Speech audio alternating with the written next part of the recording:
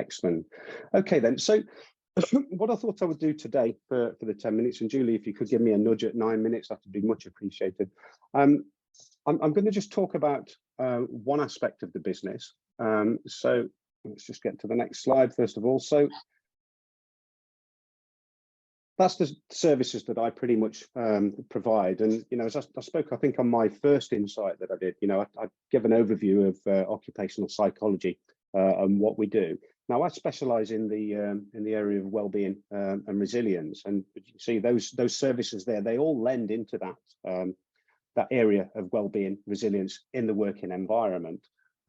So today I'm going to talk a little bit about team development, which is fundamental to well-being. And the reason it's fundamental is because, you know, it underpins our well-being. So that's pretty much what it can actually give us if we are to participate and develop good teams. And it also lends itself really well to developing psychological safety, a term which you've probably heard quite a bit about. It is quite on vogue at the moment, so it is being used a lot. And the safety of individuals so that we can actually be more productive in the working environment. But I think most importantly is that if we can develop this strong team, it ticks the boxes of the social aspects of resilience. So we've got other people that can support us, and we've got that trust element that we have within the group of people that we're working with. So I thought the best way to actually you know, chat about the way that I would develop teams in organizations is to go through a real life case study or something that I did with the NHS. So I'm going to tell you a little bit about the pain that was felt by this. So I was briefed that there was a team of senior managers within the NHS. So they were dealing with COVID, a lot of things that were going on, as you can quite imagine. So a lot of pressure that was on them. They had some absenteeism, so some people were going off sick. And the ones that were left there were really picking up the pieces of that. So this was at the operational level. So they were getting flack from the government sort of aspects, so the national level, but they're also getting the requests coming from the people on the tactical level on the ground as well. So it's this sort of like call center bubble that you've got here, where there's sometimes nowhere to turn to actually get that resolution, if you understand that. So there was a decline in the productivity, naturally, with what was happening. And most importantly, with COVID, what I actually found with these is that there was no end in sight for them. So nobody knew when COVID was going to finish.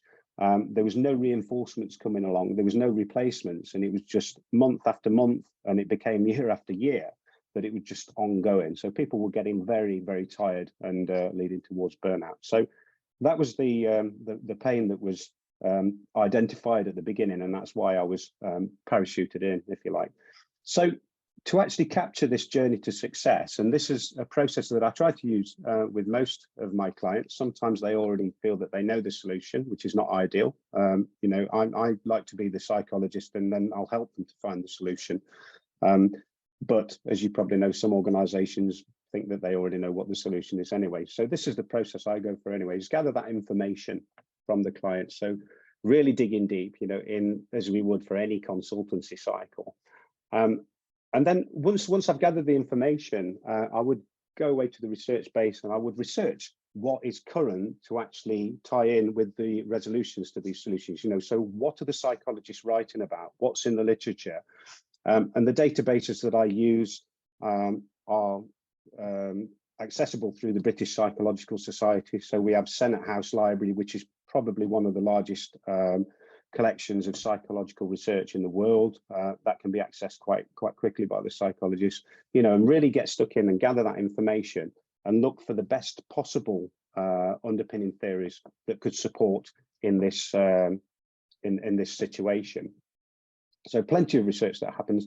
Then the next thing that I would do is test that information. So once I've distilled that information, is to carve it into something that looks a little bit like a proposal, so a draft solution, but it's underpinned by this information, and then present it to the clients that have actually asked for this. Now, the testing of the information, obviously I wouldn't just throw all the papers at them and say, here, I'll read this and tell me what you think of it, because that's not their job as well. That's my job, to actually evaluate everything and make recommendations based on what is that underpinning information there.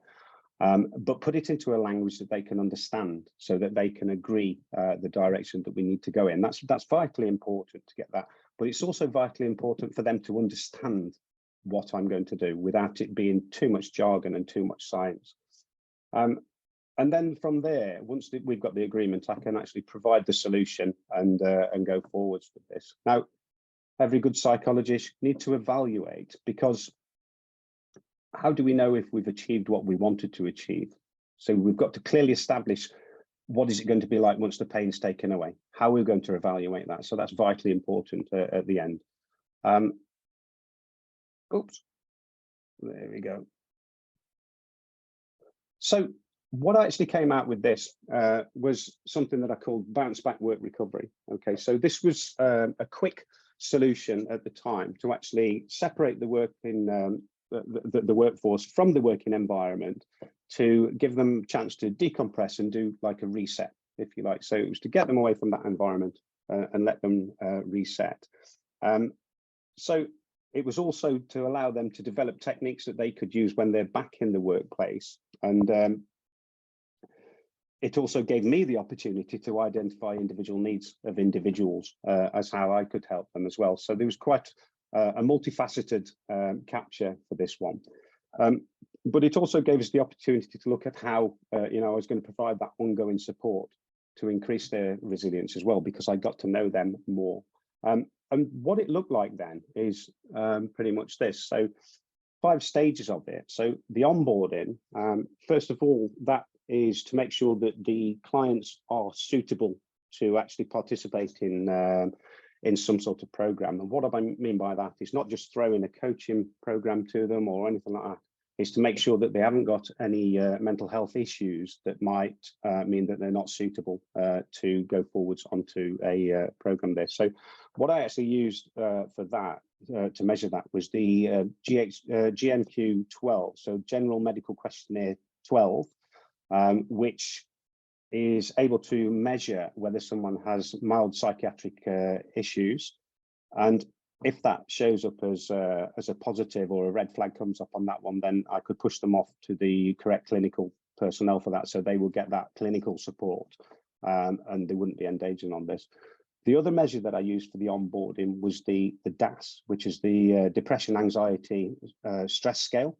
Again, a questionnaire, so we could look at what level of depression, anxiety, or stress was there. And what I found was there was a lot of anxiety and stress, not so much depression. So we know what that measure is at the beginning for the individual. So we've got that. The detach, relax, and recover. Now that is a day out, basically, which involves going out for a walk, a bit of fresh air, doing some mindfulness, some team building, some bonding, and all the things to get below the surface as to how people are engaging. So communication and all these sort of issues. So that's the breakaway, that's the detach and relax part of this.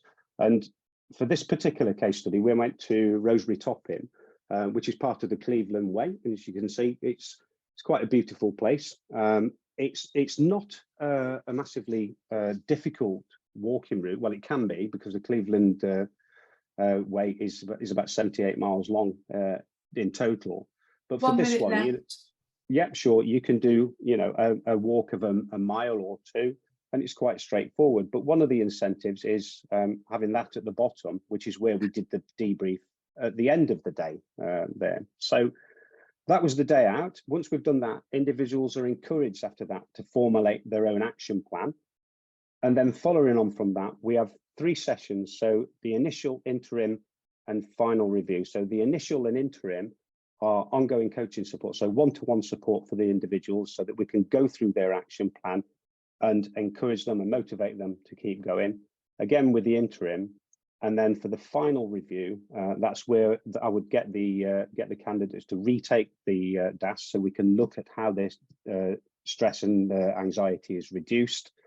And then we can actually decide whether we need to go forwards with anything there. So I'll just stick the benefits up there. So that's the benefits of what you can actually get from this type of program. This is flexible. It can be applied in any working organization, and parts of it can be taken. It's all underpinned with empirical evidence. So I can't say it's guaranteed to work, but it's likely to reduce stress and anxiety. So I think that's nearly 10 minutes. Yeah, that's me. And I've got a posh QR code there if you want to scan that. You can have a look at my website. It's got a picture of me on it.